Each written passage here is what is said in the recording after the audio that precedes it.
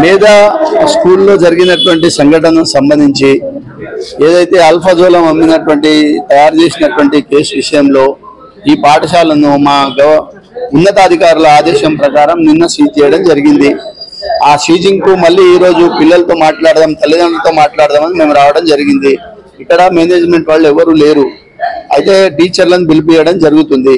టీచర్లను పిలిపించి వాళ్ళ తల్లిదండ్రులతో మాట్లాడి ఆ పిల్లలు ఏ స్కూల్లో జాయిన్ చేస్తారో వాళ్ళతో కనుక్కొని వాళ్ళ అభిష్టం మేరకు ఆ పిల్లలను పక్క పాఠశాలలో మనకు 5-6 స్కూల్స్ ఉన్నాయి దగ్గరలో, గవర్నమెంట్ పాఠశాల కూడా ఉంది. వాళ్ళు ఏ స్కూల్లో చేరదలుచుకున్నారో అదే స్కూల్లో జాయిన్ చేయించి వాళ్ళ విద్యా సంవత్సరం నష్టపోకుండా తగు జాగ్రత్తలు తప్పకుండా మా ఆఫీసర్స్, హైయర్ ఆఫీసర్స్ చెప్పారు. దాని ప్రకారం మేము నడుచుకుంటామని జరుగుతుంది. ఈ పాఠశాలలో 63 మంది విద్యార్థులు చదువుకుంటున్నారు. 1 నుంచి 7వ తరగతి వరకు ఉన్నారు. ఆ పిల్లల్ని మేము పక్క పాఠశాలలో జాయిన్ చేయడం జరుగుతుంది. వాళ్ళకి ఫీజు విషయంలో కానీ మిగతా ఏ విషయంలో కానీ ఇబ్బంది లేకుండా ఇక్కడ ఎంత ఫీజు పెడతారో అంతే ఫీజు అక్కడే వచ్చేటట్టు వాళ్ళని కూడా పక్క పాఠశాలలో వాళ్ళతో కూడా వాళ్ళతో ఒప్పించి మెప్పించి మాట్లాడి వాళ్ళకు నష్టం జరగకుండా చూసేటటువంటి ప్రయత్నం తప్పకుండా చేస్తాం. విద్యాశాఖ పరంగా అన్ని అనుమతులు రద్దు అవుతాయి.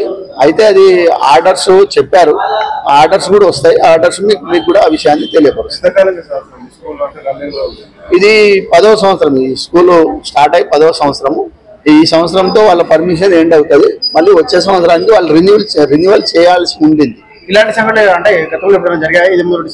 ఇప్పటిదాకా ఇలాంటి సంఘటనలు అసలు ఈ విద్యాశాఖ ఎక్కడ కూడా జరగలేదు. ఇది మొదటి జరిగినటువంటి సంఘటన, దురదృష్టకరమైనటువంటి సంఘటన. ఈ విధంగా జరగకుండా ముందు కూడా మా పరిధిలో ఉన్నటువంటి పాఠశాలలో తప్పకుండా మేము జాగ్రత్తలు తీసుకుంటాం.